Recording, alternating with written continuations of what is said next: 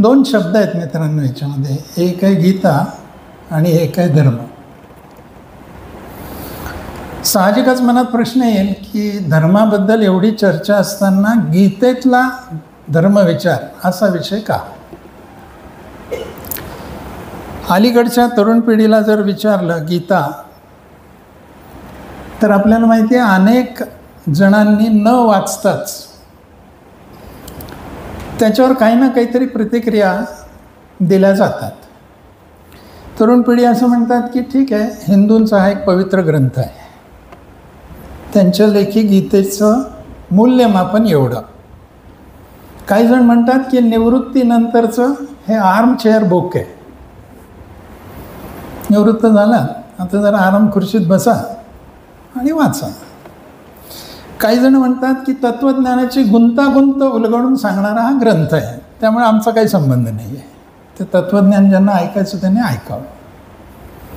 काही जण म्हणतात हा 5000 वर्षापूर्वी सांगितलेली गीता आहे, तेव्हाचा हा ग्रंथ आहे, प्राचीन ग्रंथ आहे, द्वापार युगातला ग्रंथ आहे.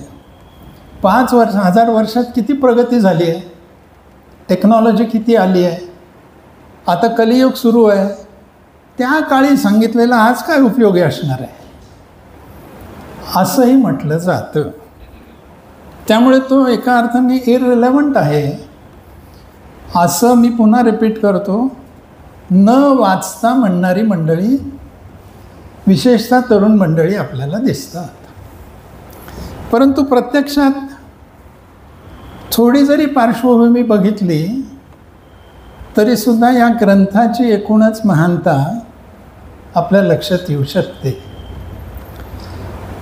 पहिल्याच अध्यायामध्ये अर्जुन स्वतःची स्थिती वर्णन करतोय. श्रीकृष्णाच्या पुढे स्वतःची स्थिती काय झाली आहे ती वर्णन करतोय. शरीर कसं आहे, शरीराची स्थिती काय आहे, तो म्हणतो सीदंती मम गात्राणी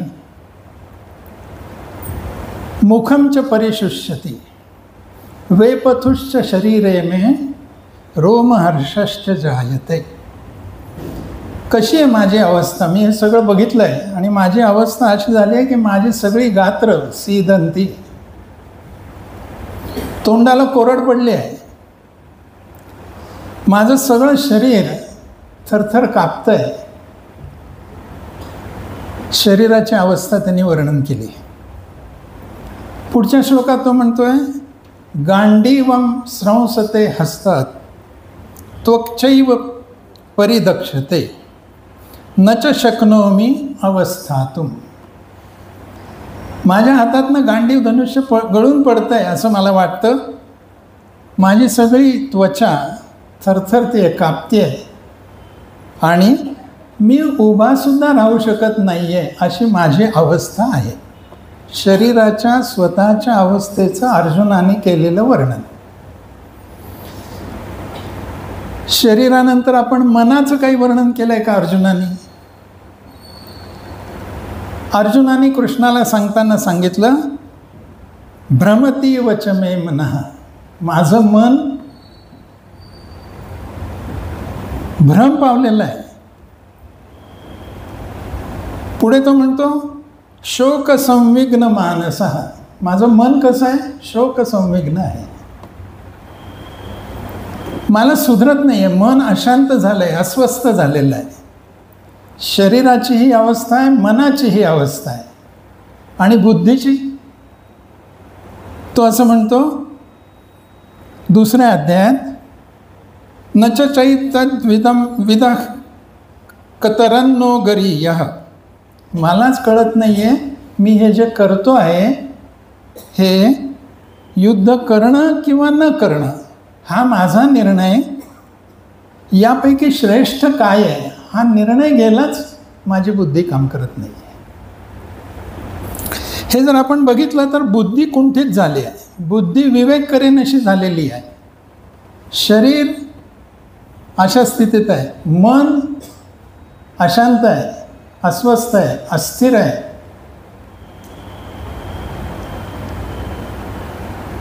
करा कल्पना, असा हा अत्यंत निष्णात अवस्थेमध्ये कृष्णाच्या समोर उभा आहे. मग याला म्हटलं मी की अर्जुन आजच्या भाषेत डिस्ट्रेसफुल कंडिशनमध्ये होता, जी कंडिशन कोणाचीही आजकाल सहजपणे अनेक वेळा असू शकते. असा हा अर्जुन आपलं वर्णन केल्यानंतर कृष्णाला विचारतो की आता तू मला सांग मी काय करणं योग्य आहे. आणि मग अर्जुनाला ती सगळी गीता सांगितली जाते. त्याचा परिणाम काय होतो? त्याचा परिणाम 18व्या अध्यायात दिला आपल्याला. नष्टो मोहः स्मृतिर्लब्धा. माझा मोह नष्ट झाला, माझी स्मृती परत आली. त्वत्प्रसादात मयाच्युत. तुझ्या प्रसादाने हे सगळं घडलं. स्थितोस्मी गतसंदेहः. आता माझा संदेह सगळा गेला. करिष्ये वचनं तव. आता मी तू सांगितलेलं वचन जे काही आहे, सल्ला जो काही आहे, आज्ञा जी काही आहे, त्याप्रमाणे मी करेन.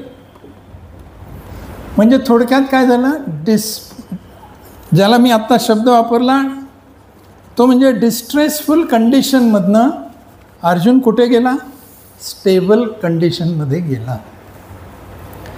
त्याचं मन स्थिर झालं, त्याच्या बुद्धीला विवेकाकडे जाता आलं आणि मग त्यांनी शरीराने युद्ध केलं आणि धर्मसंस्थापनेसाठी आपलं योगदान दिलं. हा जर क्रम बघितला तर मला असं वाटतं की गीतेचं महत्त्व काय आहे. अशा स्थितीमध्ये आज कोणताही माणूस कोणत्याही वेळेला असू शकतो. अशा सगळ्या माणसांना, तुमच्या माझ्या सारख्या माणसांना श्रीकृष्ण भेटेल याची शक्यता नसते. पण असा कोण आपल्याला सल्ला देऊ शकतं? तर श्रीकृष्णाने अर्जुनासारख्याला सल्ला दिला आणि त्याचं शरीर स्थिर झालं, मन स्थिर झालं, बुद्धी विवेकाकडे गेली, त्यांनी युद्ध केलं आणि धर्मसंस्थापना करण्यासाठी मदत केली. तर मग माझ्यासारख्या डिस्ट्रेसफुल माणसाला सुद्धा मी गीता वाचली तर काही लाभ होऊ शकतो की नाही? म्हणून गीतेचं महत्त्व. मित्रांनो, आपण घरी काही गॅजेट आणतो.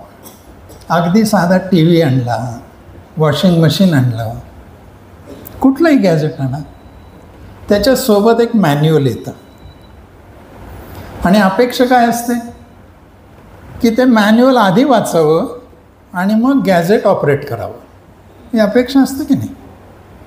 मला असं वाटतं की तुमचं माझं आयुष्य हे गॅजेट आहे आणि त्याच्यासाठी मॅन्युअल काय आहे? त्याच्यासाठी मॅन्युअल ही भगवद्गीता आहे. आणि मग जर गॅजेट आपण मॅन्युअल न वाचताच वापरायला लागलो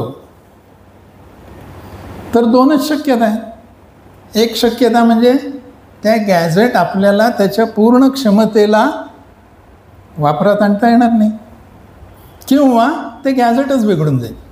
यापैकी एक काहीतरी घडणार.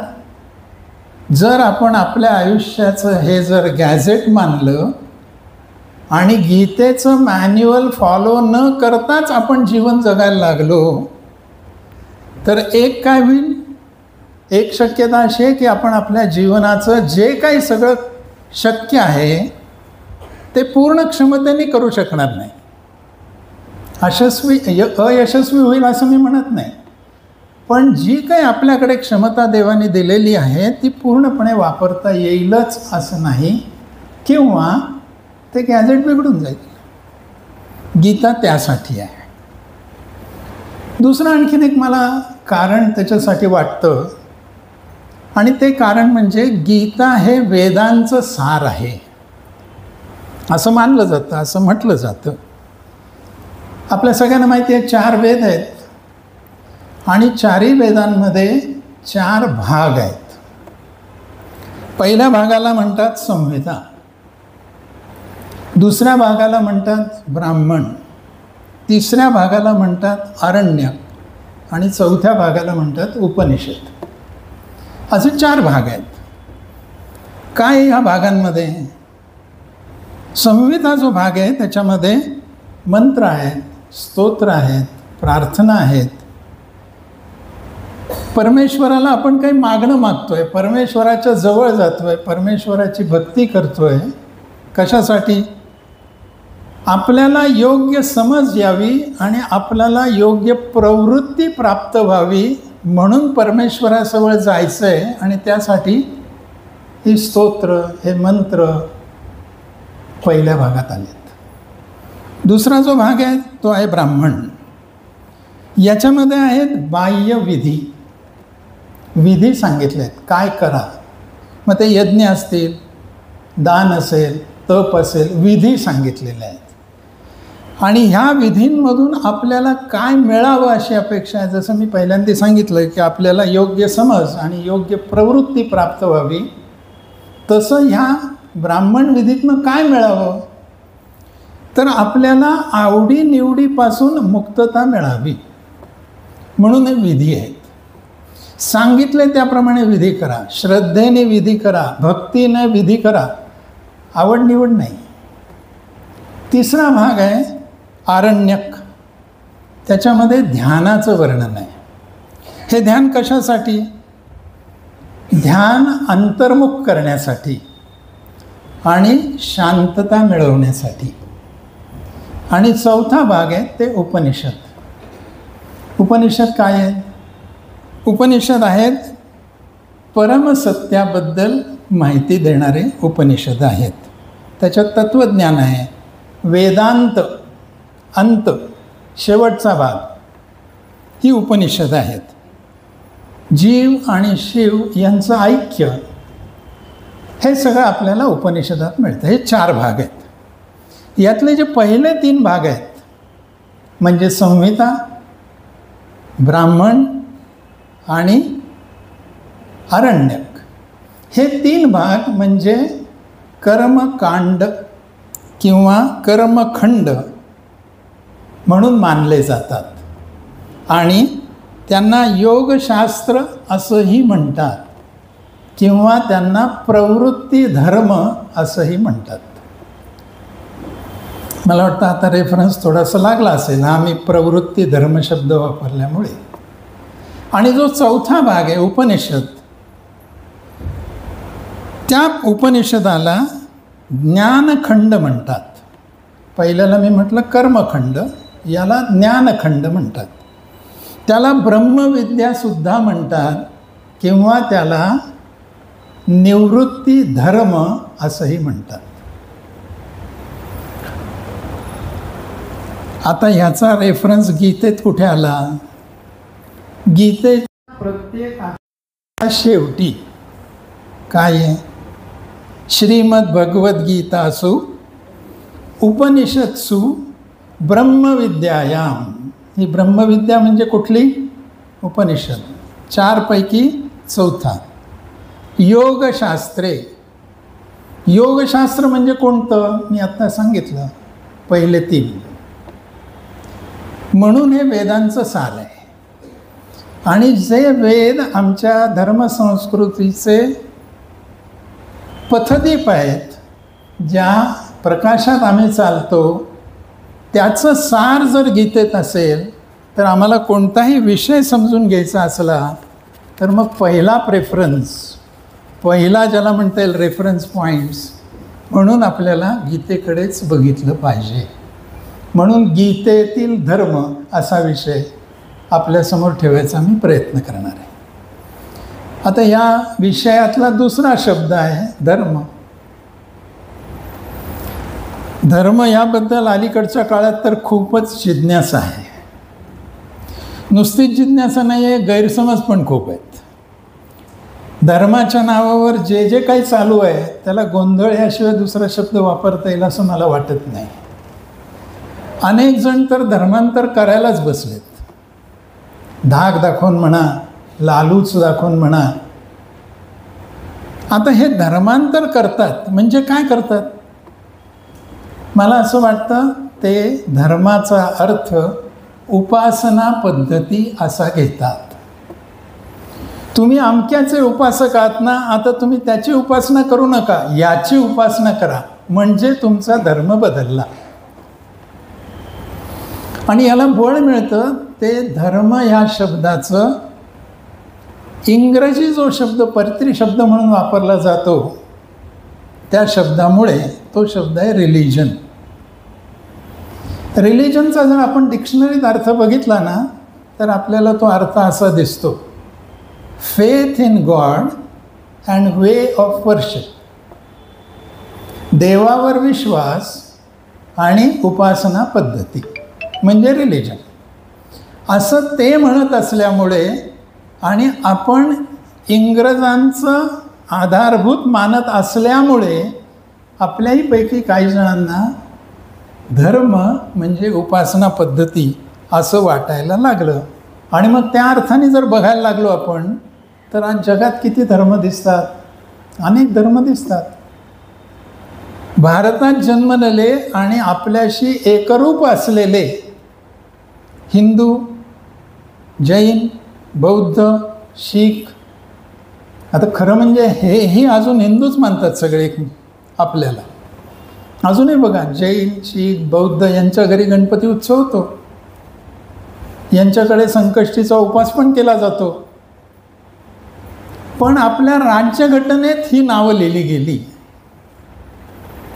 याशिवाय इस्लाम आहे, ख्रिश्चन आहे, शिंतो आहे, कन्फ्युशस आहे, अनेक उपासना पद्धती आहेत. या सगळ्यालाच आपण धर्म मानायला लागलो. याशिवाय धर्माचा आणखीन वेगळ्या पद्धतीने सुद्धा अर्थ म्हणजे त्याचा वेगळ्या अर्थाने वापर हा केला जातो. उदाहरणार्थ एखाद्या वस्तूचा स्वाभाविक गुण याला आपण धर्म म्हणतो. अग्नीचा धर्म काय तर उष्णता आणि प्रकाश. पाण्याचा धर्म काय म्हणजे त्या वस्तूचं वैशिष्ट्य, गुणधर्म. आपण शेजार धर्म असंही म्हणतो, पती धर्म म्हणतो, पत्नी धर्म म्हणतो, पुत्र धर्म म्हणतो. याही अर्थाने धर्म वापरला जातो. आपल्या समाजामध्ये धर्म काटा असतो, धर्मादाय संस्था असते, धर्मशाळा असते. याही अर्थाने धर्म शब्द वापरला जातो. आणि अलीकडचं सांगायचं तर राजकारणात सुद्धा युती धर्म असतो आणि आघाडी धर्म असतो. किती पद्धतीने धर्म या शब्दाचा वापर केला जातो. मग धर्म हा खरंच उपासना पद्धती आहे का केवळ? मला वाटतं काही 2-3 दाखले दिले तर आपल्या लक्षात येईल. आपल्या सर्वोच्च न्यायालयाच्या दालनामध्ये मुख्य न्यायमूर्तींच्या पाठीमागे एक घोषवाक्य आहे. ते घोषवाक्य आहे, यतो धर्म ततो जया. जिथे धर्म आहे तिथे जय आहे. आपण तर सेक्युलर स्टेट आहोत. माझं धर्म म्हणजे उपासना पद्धती असेल तर ते सुप्रीम कोर्टात कोणता धर्म असला की जय आहे. याचा अर्थ धर्म म्हणजे केवळ उपासना पद्धती अपेक्षित नाही. त्या काळापासून लोकसभेच्या दालनामध्ये जे घोषवाक्य आहे ते आहे, धर्मचक्र प्रवर्तनाय. धर्माची प्रक्रिया गतिमान ठेवण्यासाठी हे सभागृह आहे. मी मुद्दामून उदाहरणं का देतोय? याचं कारण असं आहे की स्वातंत्र्याला इतकी वर्ष झाली आणि आम्ही सेक्युलर स्टेट म्हणून राज्यघटनेत उल्लेख केलेला असताना सुद्धा ही वाक्य आमच्या प्रमुख संस्थांमध्ये आहेत. याचाच अर्थ, आणि त्याला कोणी ऑब्जेक्शन घेतलेलं नाही आहे. कोणी अजून पब्लिक इंटरेस्ट लिटिगेशन दाखल अजून तरी केलेलं नाही आहे. याचाच अर्थ धर्म म्हणजे केवळ उपासना पद्धती नाही. राज्यसभेमध्ये 2 घोषवाक्य लिहिले आहेत, सत्यम वद धर्मम चर. खरं बोला आणि धर्माप्रमाणे वागा. कुठल्या धर्माप्रमाणे? अहिंसा परमो धर्म, हेही एक वाक्य देत आहे. अहिंसा हा अतिशय उच्च कोटीचा धर्म आहे. थलसेना जी आपली आहे त्यांनी लिहिलं आहे, सेवा अस्माकम धर्म. सेवा हाच आमचा धर्म आहे. ही जर वाक्य डोळ्यासमोर आणली तर मला असं वाटतं की धर्म याचा अर्थ उपासना पद्धती असा नाही, किंवा केवळ उपासना पद्धती असा नाही. खरं तर आपल्या हिंदू धर्मामध्ये, हिंदू संस्कृतीमध्ये, हिंदू सगळ्या साहित्यामध्ये धर्म हा ज्या अर्थाने वापरला गेला शब्द आहे त्याला तो अर्थ सांगणारी दुसरी संज्ञाच कुठल्या भाषेमध्ये नाही आहे, म्हणून सगळा गोंधळ आहे. तर मग हा धर्म म्हणजे तरी नेमका काय आहे, काय असायला पाहिजे असं मला वाटतं. काही आपल्याकडे रेफरन्सेस मिळतात. धर्म हा शब्द ध्रुव या धातूपासून झाला. त्याचा अर्थ आहे धारण करणे, एखादी गोष्ट धारण करणे. धारण करणे म्हणजे फक्त अंगावर घालणे नाही. शंकराने गंगेला मस्तकावर धारण केलं आहे. मला वाटतं फरक लक्षात आला. मी अंगावर अंगरखा धारण केला आहे आणि मस्तकावर गंगा धारण केली आहे, याच्यात जमीन आसमानाचा फरक आहे. त्यामुळे धारण करणारा तो धर्म. म्हणून आपल्याकडे म्हणतात शब्द कल्पद्रुममध्ये धरती लोकान ध्रियते पुण्यात्मभी इति वा. धरती लोकान, तिन्ही लोक यांचं धारण जो करतो तो धर्म. हे तिन्ही लोक नीट राहावेत, आहे त्या स्थितीत राहावेत, त्यांची स्थिती बिघडू नये अशी जी व्यवस्था, त्याचं नाव धर्म. धर्मो धारयते प्रजा. धर्म काय करतो? प्रजेला धारण करतो, तो धर्म. भीष्म पितामहांनी म्हटलंय धारणान धर्ममिती आहुः धर्मेण विद्रुता प्रजा यस्यात् धारण संयुक्तः स धर्म इति निश्चयः. निश्चितपणे धर्म कोणता? यस्यात् धारण संयुक्तः, ज्याने धारण होतं तो धर्म. व्यक्तीचं धारण असेल, समाजाचं धारण असेल, नाही तर तीनही लोकांचं धारण असेल, ज्याच्याने होतं तो धर्म. धर्माचा एक पैलू म्हणजे धारणा.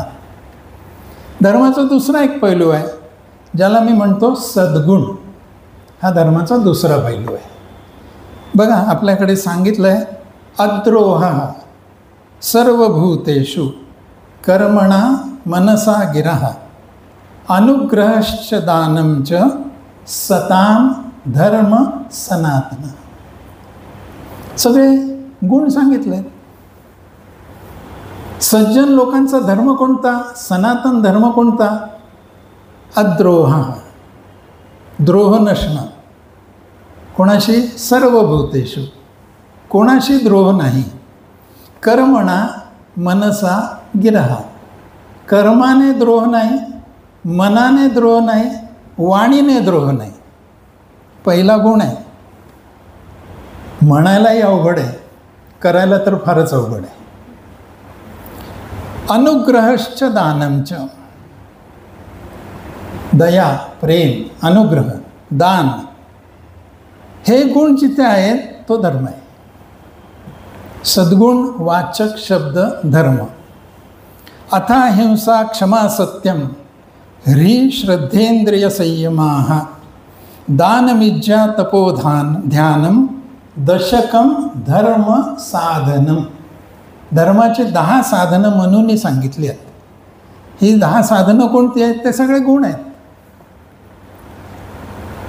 भागवत धर्मामध्ये 33 लक्षणं धर्माची सांगितली आहेत आणि ती सगळी धर्माची लक्षणं म्हणजे सद्गुण आहेत. सत्यम ब्रूयात प्रियम ब्रूयात न ब्रूयात सत्यम प्रियम. खरं बोला, प्रिय बोला. प्रिय बोलायचं आहे म्हणून खोटं बोलू नका, हेही सांगितलं आहे. एष धर्म सनातन. काय सांगितले? गुण सांगितलेत, बाकी काय सांगितले? धर्माचा एक पैलू धारणा, धर्माचा दुसरा पैलू सद्गुण. तिसरा पैलू सदाचार. आपल्याकडे म्हटलंय बघा स्मृतिशास्त्रामध्ये, आचार हा प्रथमो धर्म. कुठला पहिला धर्म कोणता आहे? आचार. आणखीन एक त्याला पैलू आहे, तो म्हणजे वर्णाश्रम धर्म. आपल्या संस्कृतीमध्ये वर्ण आहे आणि आश्रम व्यवस्था आहे. त्यांना अनुसरून वागणं हा वर्णाश्रम धर्म आहे. पाचवा आणखीन एक पैलू आहे, जो म्हणजे अस्तित्वाचा नियम. ज्याच्याशिवाय वस्तूचे अमुक एक वस्तू हे अस्तित्वच राहू शकत नाही, त्याला अस्तित्वाचा नियम असं आपण म्हणूया. हाही एक धर्माचा पैलू आहे. आणि एक धर्माचा पैलू म्हणजे यतो अभ्युदय निश्रेयस सिद्धी स धर्म. धर्म कोणता? ज्याच्याने अभ्युदय आणि निश्रेयस याची सिद्धी होते, तो धर्म. मला वाटतं ही व्याख्या बहुधा विसरली जाते. आणि धर्म म्हणजे फक्त मोक्षासाठी सांगितलंय, अभ्युदय निश्रेयस. थोडक्यात काय, ह्या सगळ्याचा जर विचार केला, धारणा असेल, सद्गुण असतील, सदाचार असेल, वर्णाश्रम असतील, किंवा अभ्युदय निश्रेयस मिळवून देणारा अशी जी काही व्यवस्था असेल, पद्धती असेल, मार्ग असेल, तो म्हणजे धर्म आहे. दोन्ही शब्दांचं थोडक्यात आपण जरा आधी उजळणी करून घेतली. आता गीतेकडे वळूया आणि गीतेत धर्माचा विचार काय आहे हेही बघूया. पुन्हा मी जरा अर्जुनाच्या त्या दोलायमान स्थितीकडे येतो. आणि त्याला असा प्रश्न पडला, मी व्यक्ती म्हणून माझे काही कर्तव्य आहेत. काय कर्तव्य आहेत? माझे बांधव समोर आहेत, माझे आप्त समोर आहेत, माझे स्वजन समोर आहेत, माझे गुरु समोर आहेत. यांच्याशी युद्ध करायचं आहे. म्हणजे काय करायचं आहे? त्यांना ठार मारायचं आहे, कारण मला युद्ध जिंकायचं आहे. आणि या सगळ्यांचं रक्षण करणं किंबहुना त्यांचं कल्याण करणं हे माझं कर्तव्य आहे. हे एका बाजूचं कर्तव्य झालं. आणि दुसऱ्या बाजूला मी क्षत्रिय आहे आणि क्षत्रिय असल्यामुळे मला युद्ध करणं हे माझं कर्तव्य आहे. आणि कशासाठी युद्ध करायचं आहे? अन्याय, अत्याचार, खोटेपणा या सगळ्याचं निर्मूलन करण्यासाठी मला युद्ध करायचं आहे. काय काय घडलं आहे पांडवांच्या बाबतीत आणि कौरवांनी काय काय केलं आहे याचा पाढा मी आत्ता वाचत नाही, आपल्या सगळ्यांना तो विदित आहे. म्हणून मला एका बाजूला व्यक्ती म्हणून काही कर्तव्य आहे, दुसऱ्या बाजूला क्षत्रिय आणि राजघराण्यातला एक माणूस म्हणून माझ्याकडे एक कर्तव्य आहे. अशा वेळेला मी काय केलं पाहिजे असा प्रश्न त्याला पडला. आणि अशा त्याच्या मनस्थितीला धर्मसम्मूढ असा शब्द वापरला आहे. कुठे आला धर्म शब्द बघा. म्हणजे याचा अर्थ काय झाला? धर्म ह्याचा अर्थ केवळ उपासना पद्धती झाला का? मी धर्मसम्मूढ झालो आहे. मी अशा परिस्थितीत काय केलं पाहिजे, माझं कर्तव्य काय आहे, मी कसं वागलं पाहिजे, ह्या बाबतीत मी सम्मूढ आहे. आणि म्हणून तू मला मार्गदर्शन कर.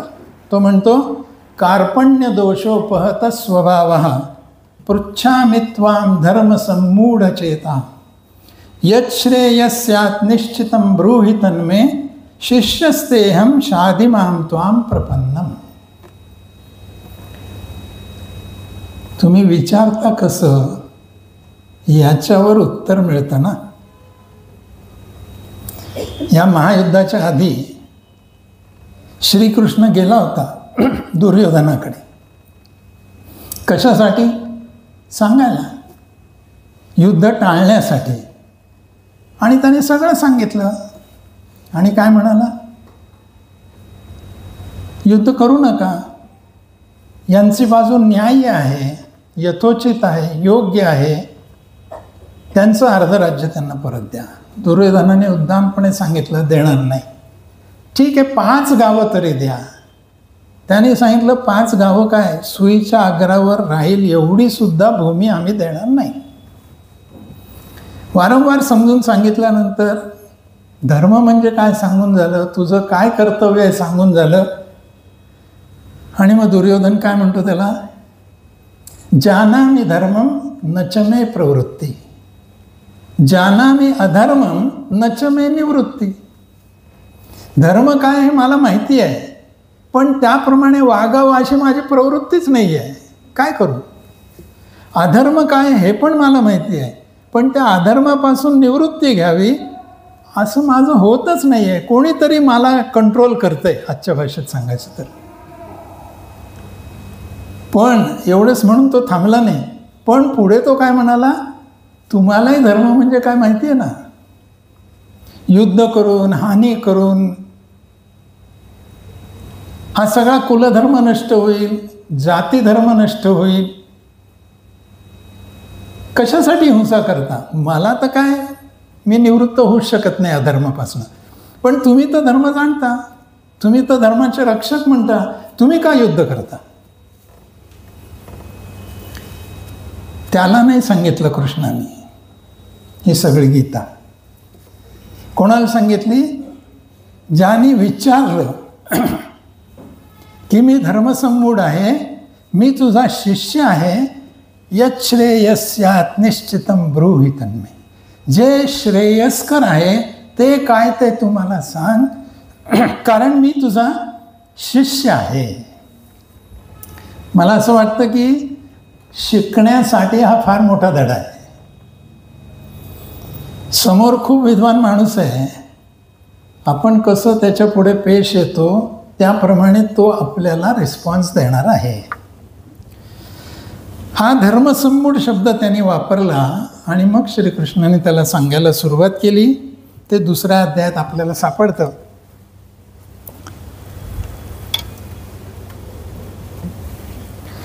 अथ चेत्वमिमं धर्म्यं संग्रामं न करिष्यसि ततः स्वधर्मं कीर्तिं च हित्वा पापम वाप्स्यसि.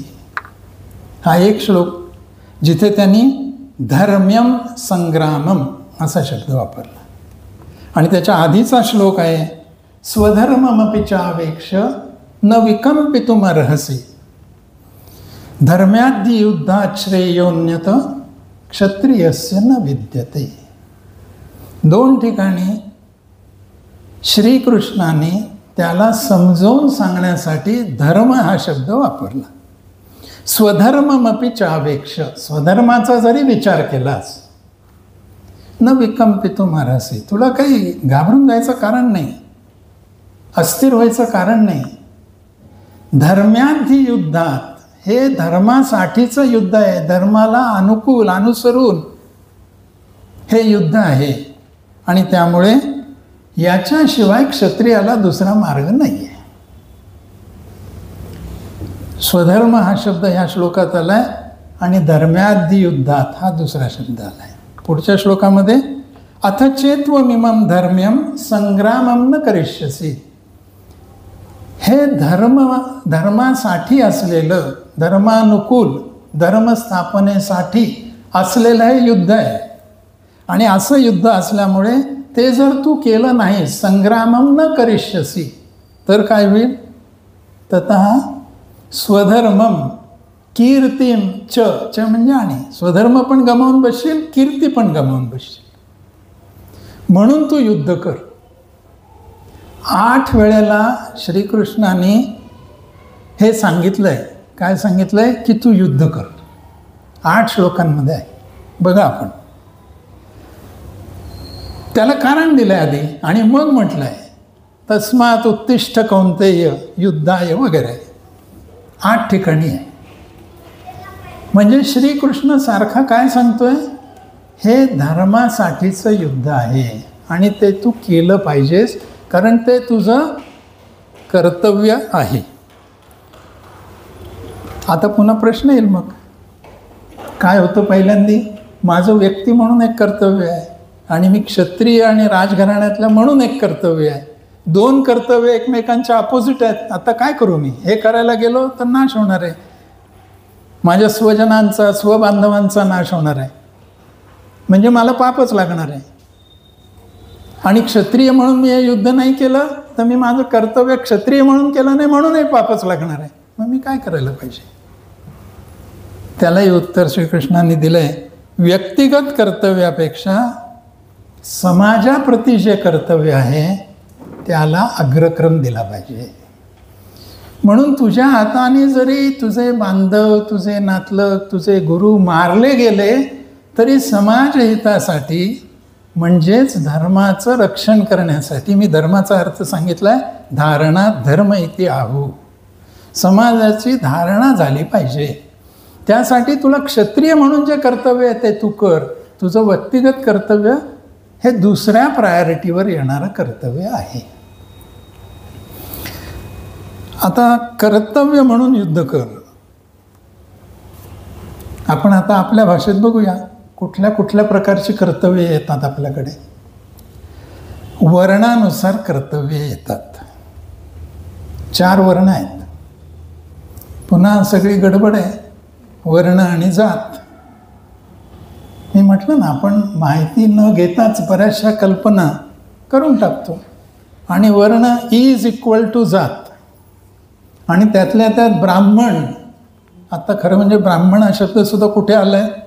वेदातल्या 4 भागातला एक भाग ब्राह्मण आहे. म्हणजे ब्राह्मण हा शब्द काही जातीवाचक म्हणून वापरलेला तिथेही नाही आहे. आणि जी 4 वर्णांची मालिका आहे, म्हणजे ब्राह्मण, क्षत्रिय, शूद्र आणि वैश्य, किंवा वैश्य आणि शूद्र, कसंही आपण क्रम काही म्हणा, इथेही ब्राह्मण ही जात नाही आहे. समाजातल्या कर्मानुसार सगळ्या मंडळींचं केलेलं हे वर्गीकरण आहे. जो ज्या प्रकारचं काम करतोय त्यानुसार त्याला ब्राह्मण, क्षत्रिय, वैश्य आणि शूद्र असं क्लासिफाय केलेलं आहे. आणि भगवंतानी ह्याच गीतेमध्ये सांगितलं आहे, चातुर्वर्ण्यम मया कृत्वा. आजच्या भाषेत सांगायचं तर केवढी मोठी रिस्क आहे. हो, मी घेतलं, मी म्हणतो चातुर्वर्ण्यम मया करतो. पण पुढे तो म्हणतो गुण कर्म विभागशः. हे चातुर्वर्ण्य कसे केले आहेत? गुणानुसार केले आहेत, वर्ण कर्मानुसार केलेले आहेत. कालाच्या ओघामध्ये त्या जाती आणि वर्ण आपण एक समजायला लागलो. पण मला कळत नाही, वर्ण 4च आहेत आणि 18 पगड जाती आहेत. मग कसं काय हे इक्वल झालं? संख्येने सुद्धा इक्वल नाही होते. त्यामुळे या वर्णानुसार जी जात आली, जी कर्तव्य आली ती कर्तव्य, आणि ही सगळी कर्तव्य पुन्हा गीतेमध्ये दिली आहेत. ब्राह्मणाची कर्तव्य काय आहेत, क्षत्रियाची कर्तव्य काय आहेत, 18व्या अध्यायातले श्लोक नंबर 42, 43 आणि 44 आपण बघावेत. सगळ्यांची कर्तव्य दिलेत. हे जो करतो तो ब्राह्मण आहे, गुण कर्म विभागशः. हे जो करतो तो क्षत्रिय आहे. मग त्यांनी काय करावं अपेक्षित आहे ते याच्यामध्ये दिलेलं आहे. त्यामुळे वर्णानुसार येणारी कर्तव्य हा पहिला भाग झाला. दुसरा भाग आश्रमानुसार येणारी कर्तव्य. आश्रम व्यवस्था पण आपल्याकडे आहे. ब्रह्मचर्य आश्रम, गृहस्थ आश्रम, वानप्रस्थ आश्रम आणि संन्यास आश्रम. आपल्या आयुष्यातले हे 4 टप्पे आहेत. पण ते कुठल्या तरी धार्मिक पुस्तकात लिहिलेले असल्यामुळे आम्हाला मान्य नाहीत. हे म्हणणं म्हणजे आपल्याच आयुष्याच्या 4 टप्प्यांना आपण नाकारणं आहे. आजही आपण काय म्हणतो, शिक्षण होऊ दे, बाकी तू आत्ता कशाचा विचार करू नकोस. एखादा सेन्सिटिव्ह मुलगा म्हणतो, बाबा तुम्ही एकटेच कमावता, मी पण कमवायला लागतो. तो किती कष्टात असला, किती अडचणीत असला तरी तो काय म्हणतो, तू आधी तुझं शिक्षण पुरं कर. झाला ब्रह्मचर्य आश्रम. दुसरं काय आहे? ज्या वेळेला मुलांनी विद्या आणि बल ह्याच्यावर कॉन्सन्ट्रेशन करायचं आहे ते ब्रह्मचर्य आश्रम आहे. विद्या संपादन करणं, बल संपन्न होणं यासाठी ब्रह्मचर्य आश्रम आजही लागू आहे ना. ग्रहस्थ आश्रम, संसार कर, लग्न कर आणि गृहस्थी म्हणून राहा. पण गृहस्थी म्हणून राहा म्हणजे काय? हा सगळा समाज जो धारण केला जातो ना, त्यातला फार मोठा भाग या गृहस्थांच्या डोक्यावर आहे. त्याने जर नीट गृहस्थी केली तर समाज टिकणार आहे. बघा विचार करून. हे त्याचं काम आहे, हे त्याचं कर्तव्य आहे. त्यामुळे आश्रमानुसार येणारी कर्तव्य दुसरा भाग झाला. तिसरा भाग नात्यानुसार येणारी कर्तव्य. म्हणून तर आपण म्हणतो ना, पत्नी धर्म, पती धर्म, पुत्र धर्म. कशामुळे? आमचं नातं आहे आणि त्या नात्यानुसार काही कर्तव्य येत आहेत. चौथा भाग येतो तो पदानुसार येणारी कर्तव्य. सामाजिक संस्था असो, आणि आजकाल तर पद कशासाठी हवं असतं हे काय मी सांगायची गरज नाही. आणि त्या पदाचा मोह किती झालेला आहे हे मी गमतीने सांगतो की तुम्ही व्हिजिटिंग कार्ड बघा लोकांची. काय असतं व्हिजिटिंग कार्डवर? खरं तर व्हिजिटिंग कार्ड कशासाठी आहे? माझी आजच भेट झाली, उद्या त्याच्या लक्षात राहावं किंवा त्याला संपर्क करावा असा वाटला तर माझा संपर्क त्याच्याजवळ असावा म्हणून व्हिजिटिंग कार्ड आहे. पण आता तुम्ही बघा काय असतं. नाव एका कोपऱ्याला असतं, डिगऱ्या खाली असतात प्रचंड मोठ्या, आणि कुठे कुठे आहे, काय काय आहे याची यादी असते. काही काही जणांना एक बाजू पुरत नाही म्हणून मागे पण असते, आणि काही काही जणांना तेही पुरत नाही म्हणून एक फोल्ड केलेलं व्हिजिटिंग कार्ड असतं. इतकं त्या पदाला महत्त्व आलं आहे. पण पदानुसार कर्तव्य आहेत याचा विसर पडला आहे. मी जर या संस्थेचा खजिनदार असेल तर माझे काही कर्तव्य आहे. पण नेमकं होतं कसं? अमक्या खजिनदाराच्या काळात मिसअप्रोप्रिएशन झालं, अशा बातम्या आपण किती ऐकतो, वाचतो. पदानुसार कर्तव्य आहे. व्यवसायानुसार सुद्धा कर्तव्य आहे. बघा विचार करून. डॉक्टर आहे का काही कर्तव्य? माझ्या पेशंटला मी योग्य ट्रीटमेंट देऊन कमीत कमी खर्चामध्ये बरा करेन, हे त्याचं कर्तव्य आहे. पण आज तर शनिवार रविवार कोणी भेटतच नाही, एकही डॉक्टर भेटत नाही. म्हणजे पेशंट म्हणतो शनिवार रविवार आजारी पडायला नको. न्यायाधीश आहेत का काही कर्तव्य? काय दिसतं आपल्याला आजूबाजूला? वकील आहे का काही कर्तव्य? शिक्षक आहे का काही कर्तव्य? कर्तव्य ह्या सगळ्या गोष्टींमुळे येतात, आणि ह्या कर्तव्याची पूर्ती म्हणजे धर्माचं पालन आहे. खरं तर इतका सोपा अर्थ आहे. आणि व्यक्तिगत कर्तव्यांपेक्षा मी आत्ता म्हटलं तसं समाजाप्रतीचं कर्तव्य जास्ती मोठं आहे. म्हणून अनीती, अन्याय, असत्य हे सगळं असं जे राज्य होतं ते उलथून टाकलं पाहिजे, आणि तिथे नीतीचं, न्यायाचं, सत्याचं राज्य स्थापन केलं पाहिजे. म्हणून तू युद्ध कर, धर्मसंमूढ होऊ नकोस, हाच तुझा धर्म आहे असं सांगितलं. या अर्थाने धर्म हा शब्द आपल्या गीतेमध्ये आला आहे. याला प्रवृत्ती धर्म असं म्हणतात. माणसाने काय करायला पाहिजे आणि काय झालंय? साधारणपणे गीतेवर ज्यांनी विश्लेषण केले आहेत, टीका लिहिल्या आहेत, भाष्य लिहिले आहेत, साधारणपणे त्यांनी आपल्या आपल्या संप्रदायाला सूट होईल अशा पद्धतीने त्याचा उलगडा केला आहे. अलीकडच्या काळात म्हणजे गेल्या 100-200 वर्षाच्या काळात अगदी म्हणजे विवेकानंद असोत, लोकमान्य टिळक असोत, खूप मोठी माणसं आहेत, त्यांच्याबद्दल काही भाष्य करणं इतकं माझं धैर्य नाही.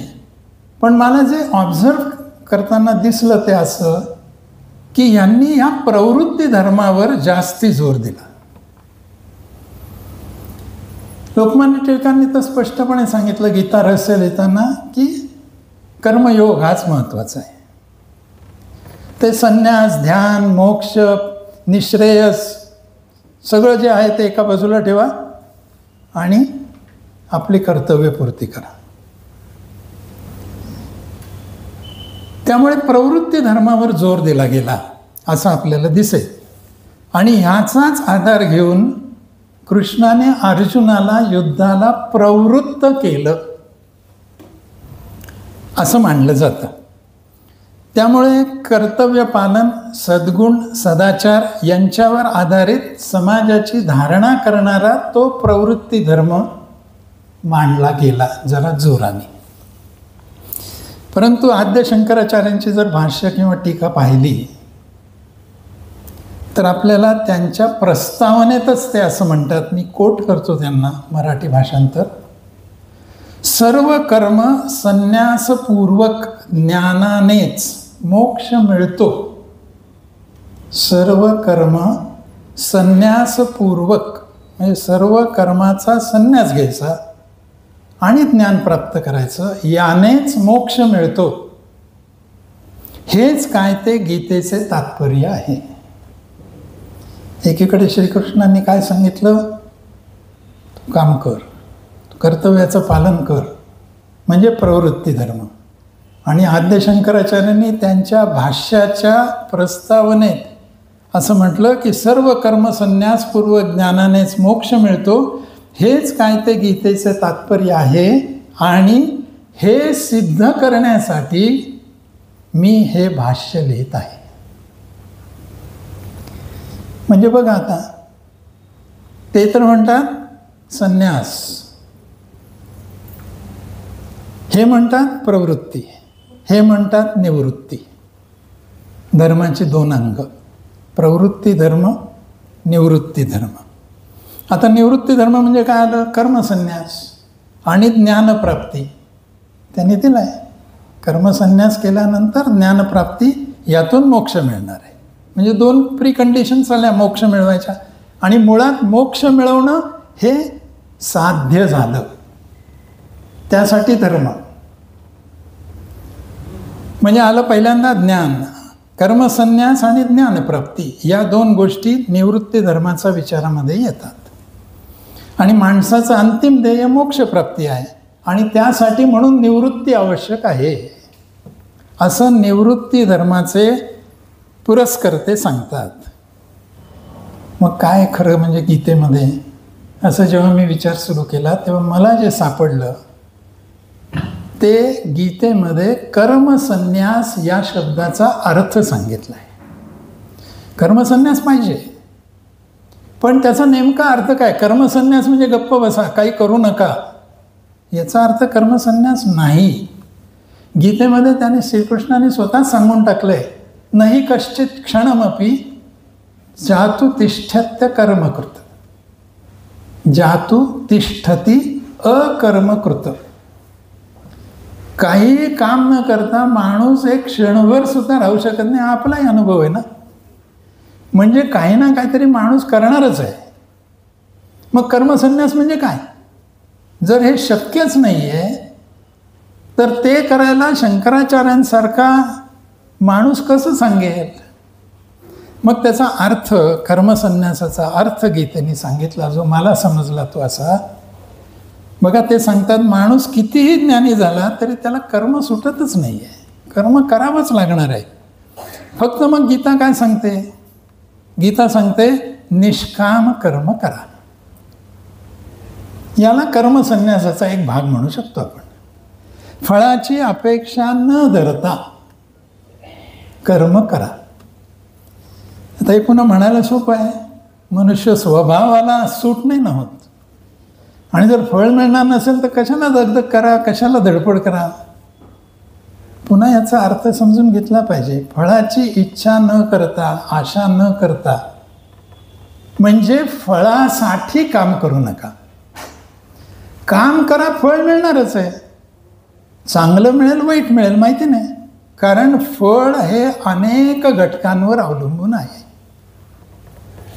शेतकरी बियाणं पेरतो, बी पेरणे त्याचं काम आहे, तो करतो. पण जर त्याने असं ठरवून केलं काम की मी हे बी पेरतोय, उदाहरणार्थ 1 किलोचं बी पेरलंय, आता मला 10 पोती धान्य आलं पाहिजे. फळाची अपेक्षा काय केली? 10 पोती धान्य. मला सांगा हे शक्य आहे का? त्याच्या एकट्याच्या हातात थोडीच आहे. अहो ते बियाणं खरं का खोटं इथून सुरुवात होईल. पाऊस पडतो का नाही पडतो इथून सुरुवात होईल. एखादी टोळधाड येते का इथून सुरुवात होईल. कशावर अवलंबून आहे? एकट्याच्या प्रयत्नावर थोडीच अवलंबून आहे. गीतेने तेही सांगून टाकलं, अरे फळ कसं मिळणार आहे? अधिष्ठानम तथा करता करणम च पृथक विधम विविधाश्च पृथक चेष्टा दैवम चैवात्र पंचमम. 5 घटक आहेत तुला यश मिळण्यासाठी. अधिष्ठान आहे, कर्ता आहे, करणं म्हणजे साधनं आहे, विविधाश्च पृथक चेष्टा म्हणजे त्यांनी केलेले प्रयत्न आहेत, आणि 5वा घटक दैव आहे. हे सगळं असलं तर फळ मिळणार आहे तुझ्या अपेक्षेप्रमाणे, नाही तर नाही. म्हणून मग काय सांगितलंय? कर्मण्येवाधिकारस्ते मा फलेषु कदाचन. तू कर्म कर, त्याचं फळ मिळणारच आहे. आजचंही सायन्स तेच सांगतं ना, every action has its own. तेवढ्याच जोराची रिॲक्शन आहे. त्यामुळे तू कर्म कर, त्याचं फळ मिळणार आहे. तुझं सत्कर्म असेल तर सत्फळ मिळेल, तुझं कर्म चांगलं नसेल तर फळ चांगलं मिळेल अशी अपेक्षा ठेवणं गैर आहे. दुसरं सांगितलंय, अज्ञान आणि आसक्ती यामुळे काम करायला प्रवृत्त होऊ नकोस. आसक्तीने आणि अज्ञानाने काम करू नकोस. तिसरं, अकर्ता भाव ठेव. हे तर फारच अवघड आहे. मी केलं होतं ना, आपलंही होतं, स्वाभाविक आहे, मनुष्य स्वभाव आहे. म्हणून तर साधना आवश्यक आहे. जे सहज होतं आणि जे प्रयत्नपूर्वक होतं, प्रयत्नपूर्वक करायचं ती साधना आहे, ते तप आहे. म्हणून काय सांगितलं? अकर्ता भाव ठेवून काम कर. भोगता पण सोडून दे. जसं मी करता आहे तसं मी भोगता आहे हे पण सोडून दे. आणि शोक आणि मोह सोडून कर्म कर. वाईट आलं की लगेच शोक होतो, सोडून दे. कारण तुझ्या हातात फळ नाहीच आहे. काही दाखले सांगतो, हे जे सगळं आत्ता वाचलं त्याच्यात काही दाखले आहेत. 3ऱ्या अध्यायापासून 18व्या अध्यायापर्यंत ते दाखले आपल्याला सापडतात की प्रवृत्ती धर्म सांगत असताना निवृत्ती धर्माचा कसा त्याच्यात अंतर्भाव केलेला आहे आणि कर्मसन्यास याचा अर्थ कसा आपल्याला लागू शकतो. तस्मात् असक्त सततम कार्यम कर्म समाचर असक्तो ह्याचरण कर्म परमाप्नोति पुरुषः. आसक्त होऊन काम कर, आणि असं जर तू काम केलंस तर परमाप्नोति पुरुष, पुरुषाला परमात्म्याची प्राप्ती होते, म्हणजे मोक्ष मिळतो ना. म्हणजे झालं का निवृत्ती? कशासाठी करायचं आहे निवृत्ती धर्म? म्हणजे ते गाठायचं आहे. कसं गाठलं जाईल? आसक्त. एवं ज्ञात्वा कृतं कर्म पूर्वैरपि मुमुक्षुभिः कुरु कर्मैव तस्मात् त्वं पूर्वै पूर्वतरं कृतः. पूर्वी लोकांनी ज्यांना मुमुक्षु व्हायचं होतं त्यांनी अशा प्रकारे काम केलं आहे. दाखला देऊन टाकला कृष्णाने की असं काम करणारे मुमुक्षु होते. तुलाही जर मुमुक्षु व्हायचं असलं तर त्यांनी जो मार्ग स्वीकारला तोच मार्ग तू स्वीकार. म्हणजे केवळ युद्ध कर, युद्ध करून अनीती आणि असत्य याचं राज्य काढून टाक आणि तू राज्यावर बस. केवळ एवढ्यासाठी नाही आहे. तुला मोक्ष जरी मिळवायचा असला तरी हेच करावं लागणार आहे. याचा अर्थ काय आहे? याचा अर्थ आहे कर्मसन्यास म्हणजे काय तर कर्म असं कर. तस्मात् सर्वेषु कालेषु मामनुस्मर युध्यच. मला स्मरून तू युद्ध कर, मला स्मरून. मय्यर्पित मनोबुद्धी मामे वैश्यस्य संशय. माझ्यावर तू बुद्धी मन सगळं अर्पित कर, कॉन्सन्ट्रेट कर, सगळं माझ्यासाठी करतोयस असं समज. आणि हे जर केलं तर काय होईल? हे जर तू सगळं केलंस तर निसंशय तू मला येऊन मिळशील. मला येऊन मिळशील म्हणजे काय? पुन्हा तो मोक्षच आला ना. कसं काम केलं म्हणजे ते काम हे कर्मसन्यासाचं काम असेल. पुढे आणखीन 18व्या श्लोकात सांगितलंय, यज्ञदान तपःकर्म न त्याज्यम कार्यमेव तत् यज्ञोदानम तपश्चैव पावनानी मनीषिणां. पावन करतात. यज्ञ दान तप हे पावन करतात. आणि हे पावन करतात म्हणजेच काय आहे? तुम्ही पावन झालात म्हणजे त्या स्टेजला त्या स्थितीला गेलात. आणखीन एक आहे, एत्यान्नपि तु कर्माणि संगम त्यक्त्वा फलानि च कर्तव्यानीति मे पार्थ निश्चितम मतमुत्तमम. हे माझं उत्तम मत आहे, ज्याला आपण आजकाल कन्सिडर्ड ओपिनियन म्हणतो. असं हे माझं मत आहे. काय कर? यज्ञ दान तप ही कर्म तसंच इतर सर्व कर्म संग आणि फळाची अपेक्षा न ठेवता संगम त्यक्त्वा फलानिच. असं जर तू केलंस तर तू निश्चितपणे त्या पावन होशील, त्या पदाला पोचशील असं भगवान श्रीकृष्ण सांगतात. मला असं वाटतं हे सगळे दाखले कशाचे आहेत? कर्मसन्यास म्हणजे काय? कर्म न करणं म्हणजे कर्मसन्यास नाही. फळाची अपेक्षा न ठेवता, आसक्ती न ठेवता, कर्तृत्व आणि भोक्तृत्व आपल्याकडे आहे असा भाव न ठेवता समाज हितासाठी केलेलं काम म्हणजे कर्मसन्यास आहे. असा जर अर्थ आपण घेतला तर गीतेमध्ये दोन्ही गोष्टी आल्या का हो? युद्ध कर म्हणजे प्रवृत्ती धर्म सांगितला, आणि असं कर्तव्य कर्म कर ज्याच्याने तुझा कर्मसन्यास होईल आणि म्हणजेच तुला मोक्ष प्राप्त होईल. अशा अर्थाने त्यांनी निवृत्ती धर्म पण तितक्याच जोरकसपणे सांगितलेला मला दिसला. म्हणून मला असं वाटतं की धर्माचं जे वर्णन केलेलं आहे अभ्युदय निःश्रेयस सिद्धी, ते इथे आपल्याला अनुभवाला येऊ शकतं. अभ्युदय याचा अर्थ काय? प्रापंचिक कल्याण आहे. ते कसं होणार आहे? प्रवृत्ती धर्माने होणार आहे, कर्तव्यपूर्तीने होणार आहे. आणि निःश्रेयस म्हणजे काय? तर सांसारिक कल्याणाच्या पलीकडचं कल्याण आहे. ते कशाने होणार आहे? ते कर्मसन्यास आणि ज्ञानाने होणार आहे. आणि ते करण्यासाठी तू कर्मसन्यास याचा अर्थ नीट समजून घे. तुझ्या वैचारिक बैठकीमध्ये हे सगळं जमवून घे, म्हणजे मग तुला तेही साध्य होईल. थोडक्यात प्रवृत्ती धर्म म्हणजे वर्णाश्रम, सद्गुण, सदाचार, कर्तव्य याच्यावर आधारित असलेलं निष्काम, कर्ता भाव नसलेलं, भोगता भाव नसलेलं असं जे आचरण तो प्रवृत्ती धर्म आहे. आणि निवृत्ती धर्म ज्ञान, योग आणि भक्ती या संन्यासी मार्गाने म्हणजेच निवृत्ती मार्गाने मुक्ती मिळू शकते. म्हणून माझ्या दृष्टीने गीतेमध्ये प्रवृत्ती धर्म आणि निवृत्ती धर्म दोन्हीही आपल्याला सापडतात. थांबतो.